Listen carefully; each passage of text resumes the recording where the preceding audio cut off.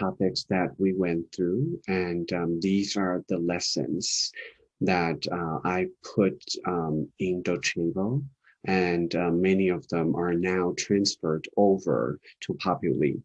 Okay, so if you click on the links, it will take you to the old things that you have experienced before. Okay. So, and I have put in 3 new topics, and this one is the Montessori Guide to Information of the Adults. So, in another sense, you can also call this the preparation of adults. And another topic we're going to be talking about this week is freedom and limits. Okay. And there's another topic I put up there, but it's not something we're talking about this week. It's just one of the theory topics that we will be talking about in the future, and it's called normalization and psychic deviation. I usually save this one towards the later part of the training course. And I would actually think when you have a lot more observation and a lot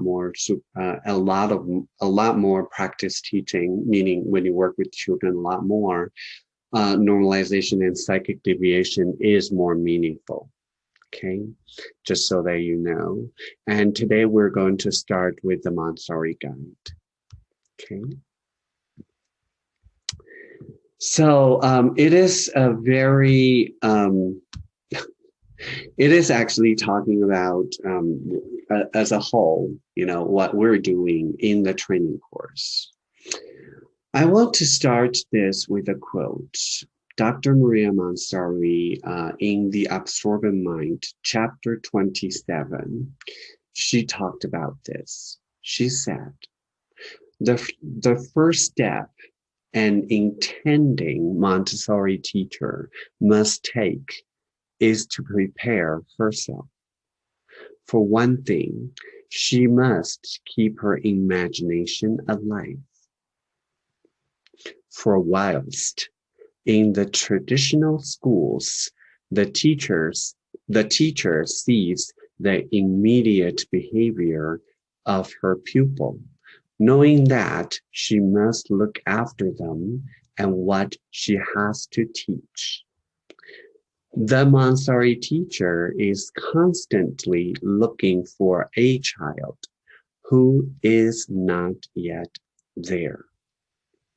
This is the main point of difference.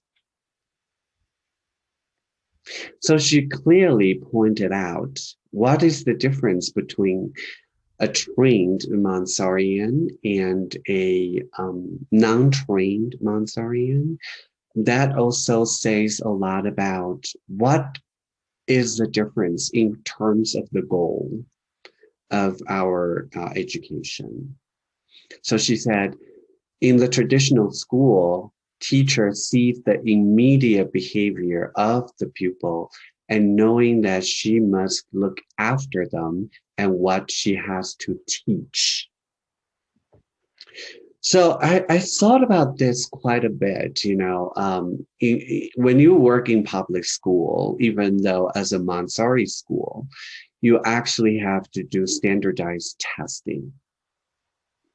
And standardized testing is actually to know, right, what the children's learning gaps are and try to close that gap. Even without the formal testing, the curriculum design is always about, let me test them and so that I know where is the hole. And let's fill that hole. Okay.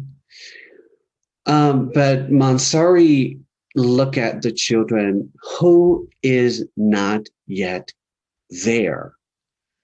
This short phrase to myself is so profound. Who is not yet there means that everyone gets there. We're just looking to see, oh, that child is not yet there. What else can I provide to aid this human being's development?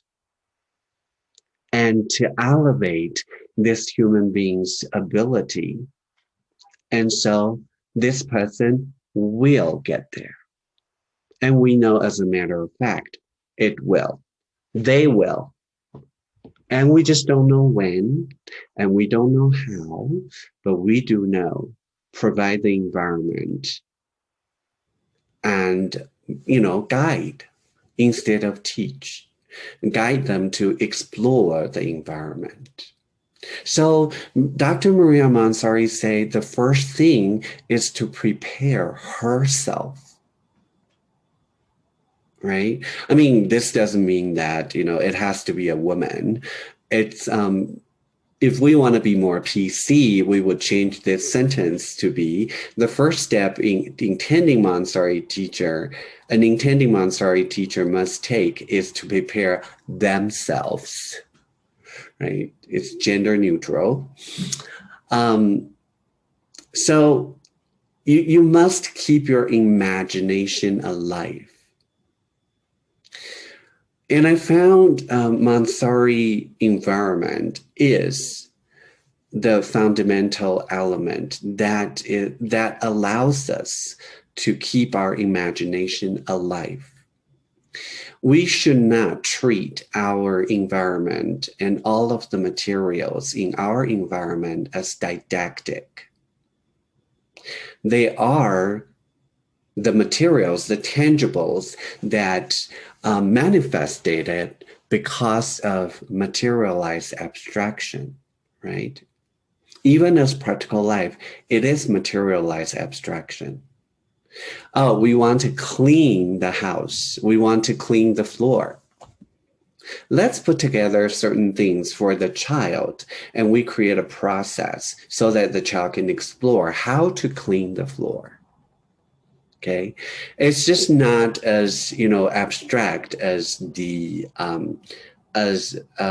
sensorial, but it is a kind of abstraction because children, they don't have the ability yet. However, because we analyze the movement and we put together the sequence and we provide the precise process for the child as a beginning point, so they can explore that and develop their own eye-hand coordination, develop their own, hand and body balance.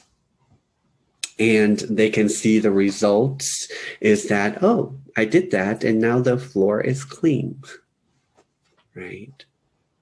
So, how do we keep our imagination alive? It's not to assume the results. What we must look at is how do we serve as a beginning point for the children. Every presentation we give is a beginning point of exploration, and we're waiting for the children to marvel us with their own development. Okay, so we can say that whatever, what I read, the quote, during Dr. Maria Montessori's day, it was true. And it is still true today, isn't it? Look at our educational system. Everyone worked really, really hard in public school system. Everyone worked really hard in private school system. We have a lot of investment on childhood education, but we still have a lot of issues on, the children fully realizing their own potential. We're still struggling to address that issue, right? So we must say that we still have a lot of work to do in terms of transforming adults. If we continue wanting to be teachers, we are always trying to solve a problem that is not solvable, because teaching is not going to bring children to fully realizing their potentiality. only allowing them to put their hands on tangible materials, manipulative, so that their brain can learn how to order their hands, how to use their movement to output their understanding. So only when we're able to do that, children will then be able to fully realize their potentiality. Because we don't know the children's path. We only know they have all of these needs, but we don't know each and every child how they get there. And that is why giving children a curriculum and teach them on a daily basis and keep moving with the curriculum is not working. It's not because the teachers don't know what to do. It's because it doesn't serve the children. There's nothing wrong with the teachers. But it is the curriculum that is not deliverable. Because children don't need to be taught. What they need is to use their hands to explore with purpose, and then they will grow their intelligence. That's what the modern brain research tells us.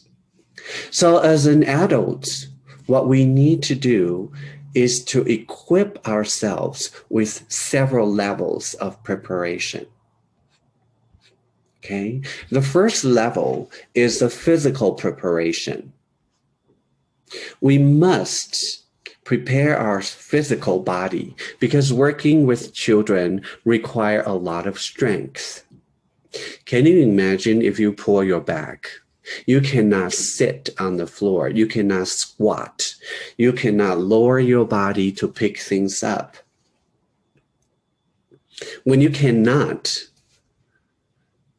maintain your physical strength, you're going to have problem working with children. And Montessori teacher, being a Montessori teacher is no joke, right? We don't get a minute of break. When I was working with children, in the morning, I get into school at 7:30. I don't leave until 5:30. And usually children leave around 4:30, but I have 1 hour of, extra work I need to do. I might need to have meetings and stuff. I do get 1 hour of rest in the middle of the day, which is when children are eating lunch and, but I never take that break because children need me to be there, sitting with them, having lunch, so that it's part of the grace and courtesy lesson, so that they know how to eat in a social environment, so that they learn the etiquette of eating, right? So you work for such long hours, you have to know, so I'm building a lot of physical exercise when I'm working with children. I arrange yoga presentation in my class. And so I get to do a little bit of yoga in the middle of the class. I get to stretch a little bit. I just show the children, let's do a tree pose.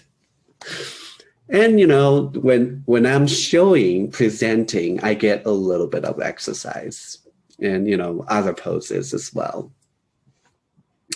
And I also practice, not just yoga, I practice a little bit of Kung Fu to maintain my, lower body. And so because we constantly need to bend. And if you don't know how to control your physical body, you ended up hurting your back because of the bending. So I learned from Chinese Kung Fu, if you want to bend your upper body, you always need to put your knee in a locking place so that you have a different anchoring point. And then you won't hurt your back. So you actually have to understand your body. Understand what kind of movement, what kind of natural design allow you not to get hurt during work. And another thing, I never pick up children. If I don't have to, I would never pick them up. Even when I work with toddlers, I don't pick them up. If they need me to hug them, because they're crying or something, I get down to their level and I gave them a hug. And I say, so are we done? Do you have enough hug? I'm not going to pick them up. And then, for sure, you're going to hurt your back if you pick them up. I'm not going to do that. Never my primary children. If they want to throw a fit, they want to be on the floor, I stand around and I go like, I'm just going to make sure that you don't get hurt, but I'm not going to pick them up. There's no way I'm going to pull them or pick them up. I say, when you're done, you can get up. Yeah, I can throw a fit. Life is hard. And I know sometimes it's hard. So physical preparation, meaning that you need to maintain a healthy habit of eating, healthy habit of exercising, healthy habit of breathing, healthy habit of using your body. And you need to pay attention to it all the time, okay? And there's also the intellectual preparation. When you're in training, your intellectual preparation is probably about childhood development, right? There's some parts of it. And, but, it's not all of it. You need to enrich your life. It's not just about Montessori. I encourage people during the weekend, really, go on a hike, or just go observe the birds for 30 minutes. Colorado is really fun for bird watching. If you live in Colorado, there are many special species here. And so in my, I live at a 7th floor in a apartment building, and I have a big balcony, and I just put bird feeder out there. And so every day I get to observe different birds. It's kind of fun. But, lately it's always being different kinds of, what do you call that? Chickadees. Oh, but lately I learned about black-capped chickadees. Oh, they have such a beautiful singing voice than regular, house chickadees. It's just lovely. So you want to intellectually prepare yourselves. Know more about brain development. Know more about vaccines. Know more about medicine. Because, we're working with young children, and there's a lot of things you need to know about early childhood diseases. Sometimes when children, they suddenly change behavior, or like they constantly bump into furniture for no reason. The first thing I do is contact the parents and say, have you checked your child, lately, if there is a low fever for some time, and does the child complain that you're itching or hurting for some time? And if the children, have that kind of symptom, I'd usually say, can you go to the ENT? ENT is ear, nose, throat specialists, and to check if they have chronic ear infection. Because, the chronic ear infection would affect their vestibular, system. There are two parts of the vestibular system, and one part is the ear. And when they have ear infection, they actually would not be able to balance their body. Okay, so that's part of our intellectual preparation, because it's not taught in the Montessori class. It's not taught in the Montessori training, because we're talking about the prepared environment. We're talking about the 4 areas. but we don't have, that much time to talk about medicals or about, or something about, family dynamics. Do you know that Montessori teachers, if you're not aware of it, sometimes you ended up being caught up in a marital issue, and you become a counselor that you are not aware of, and you're not trained to be a counselor, and you're trying to solve their problem, and then ended up you're being caught up in this nightmare of theirs. And it's just not pretty, right? Because marital issue is not fun. And I was a trained social worker. So, when I first started working with parents, I was like, that's interesting. Why are you coming into my meeting becoming my client? And I'm blunt. I totally like, it sounds to me like this is what you say. And it sounds to me like this is what you say. And, after, few sentences, I go like, did you know that I have an awareness that this feels like I'm doing social work right now? I think I can only talk about your child. These things between you, I cannot talk about it. Do you have a counselor that you can talk to? And, I wouldn't encourage you to do that because, I was a foreigner. When I first started working in America, I was a foreigner, and English was my second language. And you know that foreigners and children always get rid of, they can get out of murder very easily.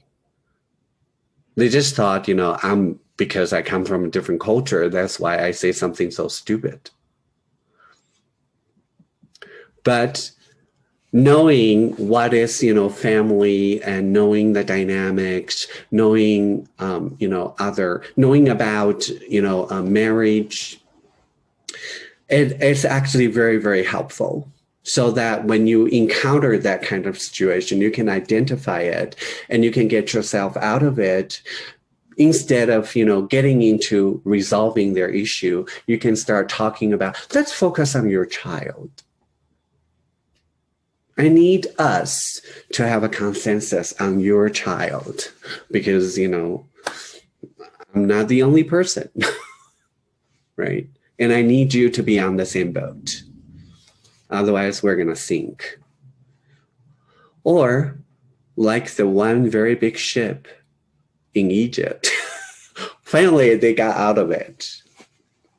So there's also professional preparation, and we're in Montessori. So, this is primarily what you're doing in the training course is your professional preparation. Not only we need to know basics about child development, but you need to know the ins and outs of Montessori.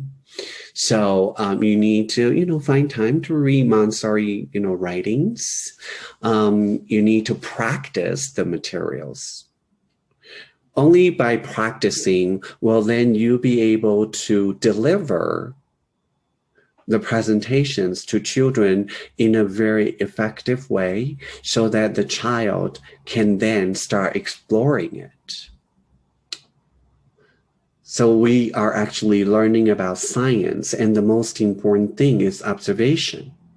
So you need to learn about human tendencies, absorbent mind, the sensitive periods, the 4 planes of development, adaptation, or something like observation.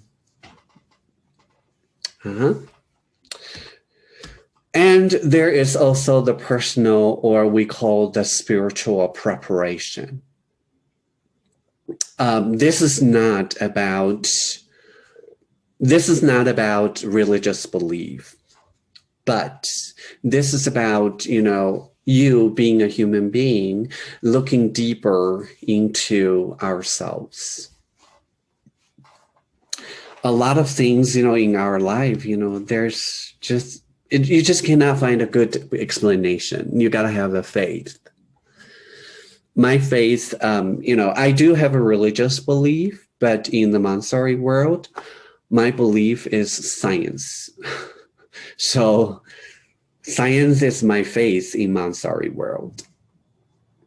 But you need to find a way for yourself to anchor your belief. Because there are going to be days that's really hard. You don't know why that child is biting another child. You don't know why the parents do such a thing to the child, use the child as a token. Or you don't know why that child has such a developmental issue. What am I going to do to help this human being? We cannot fall into despair. So you need to have a faith. And, it doesn't have to be God. It doesn't have to be Buddha. It could be Allah. It could be anything. But you got to believe that there is a higher power that is beyond our understanding. And every child will get there. And we just have to have that faith. Keep working at the prepared environment and trusting that the child will get there. Some children have special needs. That is not what we do. It's not that we don't want to address it, but because, it requires more knowledge. So part of your intellectual knowledge might be you read more and observe more about, developmental issues. And so the more knowledge you have, the more understanding you have, the more likely it would strengthen your faith, knowing what you can do with your environment. And part of the spiritual practice is cultivate your mindfulness. You need to be mindful and believing in the child's psychic powers. And so you need to envision the child that is not yet there. The child will eventually be there. But when they're not yet there, we need to have faith in them and envision that they will get there. And walk with them. Be there to support them. That means you need to use your imagination. You need to be flexible. So there, for a while, I had a child in my class and he was developmentally delayed by a year and a half. And, when I was showing him the pink tower, he couldn't handle the 10 cubes. He just couldn't handle it. So I took the 10 cubes apart. I just showed him, at the very beginning, only the largest one and the, second and the third largest, meaning all of the, 1, 3, 5, 7, 9. And then I show him the other set. Okay. I show the odd ones first and then the even ones. And eventually he mastered both sets. Then I put the 10 together. Is it okay? I wouldn't show it to normal development children. But for him, it's totally appropriate. Because in terms of his intellectual development, he could only handle 5 elements. So we'll do it. And that decision was based on my observation of him. So when you make a decision, you need to make sure it's based on observation and use your Montessori knowledge, use your child development knowledge to imagine for this child, what can you do with them? And this is why a traditional curriculum is not deliverable, because it is always to a whole group of audience. not individual audience. But child development is so individualized. You can give the same curriculum, but you need a lot of flexibility. On the other hand, some children, they're so advanced, right? So one adaptation I do is for more advanced children, very quickly, say this child coming to my environment and this child is already 4. And you might ask the question, do I need to show this child Pink Tower? I would say, I don't know, but this is what I would do. I would bring out invite the child and bring out the Pink Tower. And I say, oh, we're going to stack it up by sequence. And I start the first and 2 and 3, and then I let the child take it over. The child does it with no problem at all. I say, wow, you know what to do. Hey, can you go get another rug? Let's put it very far away. And right away, I go into a game. This child is already 4. I just want to get through the game, making sure the child's memory and the abstraction has no problem. And I give a simple language lesson. Everything in one day. Probably get everything done within 10 minutes. Is it okay? Yes, based on your observation. It should be done that way. So you're not going to torture that 4-year-old. Okay? So how do you keep yourself flexible? How do you learn not to teach the child, but to connect with the child? That requires a lot of personal work, a lot of spiritual work, to keep your imagination alive, which is why we emphasize every day you should observe yourself as part of your Montessori work, because children need us to stay alive. You don't want to be a dead Montessori teacher. What is a dead Montessori teacher? I come into the classroom, you're 2.5, I'm going to show you this. You're 4. I'm going to show you that. That's alienation of the child and the environment and development. You don't have Montessori. You have a traditional curriculum. And using Montessori environment to teach traditional curriculum is the worst ever. It's so bad. Okay. So I want to share another quote with you from Dr. Maria Montessori. And this quote is again from Advanced Montessori Method 1, Chapter 4. Okay. She said, the vision of the teacher should be at once precise, like that of the scientist, and spiritual, like that of a saint. The preparation for science and the preparation for sanctity should form a new soul, for the attitude of the teacher should be at once positive, scientific, and spiritual. So the preparation of an adult working with children, you must act and observe like a scientist, but your heart is like a saint. The first time I read this quote, I was reading it, I was like,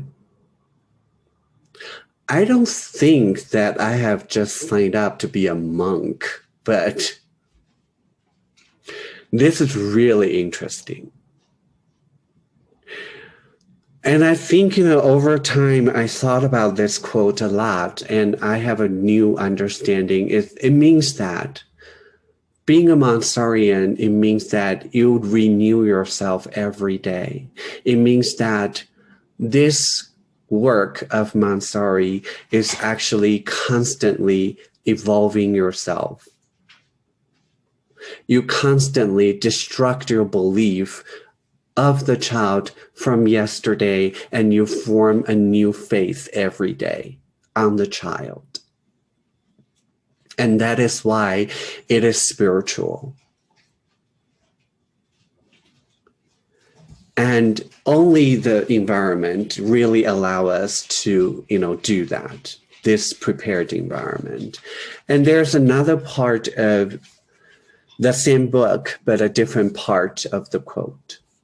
She said, spiritual, because it is to man that his powers of observation are to be applied, and because the characteristics of the creature who is to be his particular subject of observation are spiritual. She meant the children are spiritual. Isn't it interesting that she said that? And the reason she said that is because children, they're developing their own psychic embryo. They're developing their psychic organs. That process, that creation of a personality, of the human characteristics, it is spiritual. We are helping the children to become a human body, not just an empty vessel, but a full functioning human. We need to give them this opportunity to develop their spirit as a human. So that's why our work is spiritual. At the same time, scientific. This, by far, is the best romance I've ever seen. A lot of people think that scientists are not spiritual, but Dr. Maria Montessori proved to us, if you want to be the best scientist, you must be spiritual. And so that's what is your work you need to do every day. So our own transformation is an ongoing process. We need to constantly check in with our own preparation so we can become increasingly self-aware. That is the real work. And, luckily we work with young children. We're constantly confronted by their spiritual construction process. And when you're confronted by their process, you have the opportunity to look at yourself on a daily basis. And I envy you so much that you're working with children. I know it's not the easiest life, but I know when I was working with children, I felt like, I was on something and high every day, high on spirituality every day. It was so fun. I mean, not saying that I didn't have hard days. Sometimes I'm like, this little rascal, what I'm going to do with you right now. But then you think about it, it's like, wow, that child is so forgiving. I lost my temper. But that child turned around and say, why are you so upset, Mr. Jack? It is so fun. Why are you so upset? And then I go like, yeah, bloody hell. Why am I so upset? Yeah, it is fun. So they taught you so much, right? You just have to be open to it. So what is the role and responsibility of the adults? First of all, you must prepare the environment. I'm not going to say too much about it over here. because you're going to be able to go back to Prepare Environment, that article, to read about it. Okay. And I'm going to pause right here, give you more contemplation time. And tomorrow, at the very beginning, we're going to summarize this topic. Okay. Give you some fruit of thoughts tonight. And thank you very much. And I'm going to continue with the one-on-one. And you guys have a great night. Thank you, Jack.